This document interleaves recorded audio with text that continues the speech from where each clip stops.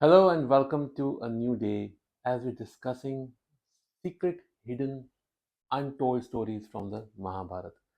मैंने इस साल पूरी महाभारत पढ़ने का फैसला किया है, जो जैसे लिखी गई थी वैसे ही। तो ओनली डिफरेंस इज ये मैं इंग्लिश में पढ़ रहा हूँ बिकॉज संस्कृत थोड़ी सी कमज़ोर है, हिंदी बेटर है बट इतनी अच्छी नहीं है। So this is my thoughts and this is the story for you for this week. So Pandav जो five brothers थे, they were Kauravas and Pandavas, cousins within the same family, and the Pandavas are the one who eventually won the Mahabharata war. So this story is around their birth. So their father Pandu, who we spoke about last time, could not give birth because or could not have copulation because of a curse that he had, but he wanted children, and he implores his wife to go and spend time or have a child with one of the sages because that was all okay. And she kept on refusing.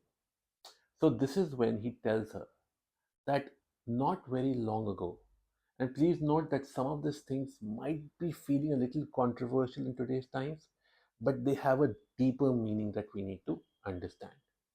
And what he said was, Dear Kunti, many, many years ago, and not too far ago in the history, women could choose who they spent the night with, who they had a child with. While their husband was one, they were open and allowed to spend time with or have children with other male people. It was only very recently, and he doesn't say how time duration or whatever it was, but it would have been some time because by the time Mahabharata happened, it wasn't very okay to have this happening that a woman goes with different men. So he tells her that one of the sage's wives, and it's not important who the name is. I do know the names. If you want it, please ask me and I shall share that with you.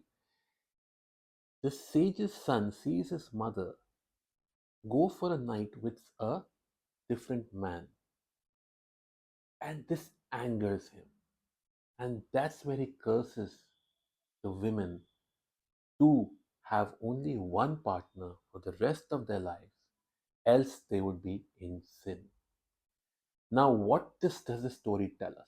Of course, Kunti does get eventually convinced, and we'll come to that. But this story tells us that in our space where we live in, women were always liberated and open. Men were liberated and open because women were seen as rivers that flew, that was flowing, flowing, flowing, flowing. And you bask in the energy of that flowing river. Never try and control it. If you look in today's times, a lot of water scarcity is coming with the dams we have constructed. The idea is good, but the execution is not great. The energy of our feminine energy, creative energy, right? It should never be controlled. It should be always allowed to flow. What happens when you try and control something? It requires a lot of energy. When you let it flow, the energy will either go down or go up. Now, somebody would ask, you mean we can also fail, right? So, isn't it better to control rather than to fail or go down? Now, understand this, going down necessarily does not mean going down or not having growth. If you change it, so the person who's going down is brought up and the person who's going up is brought down, suddenly the perspective of the person who's going down is actually, oh, I am going up and the other person is going down. So it is from your point of view. We are always evolving and we need to surrender and let go. So this was the beautiful thought from this story, that we need to just let go. Stop controlling. Let go. Whatever is yours will come to you. And whatever was never was, it will never stay.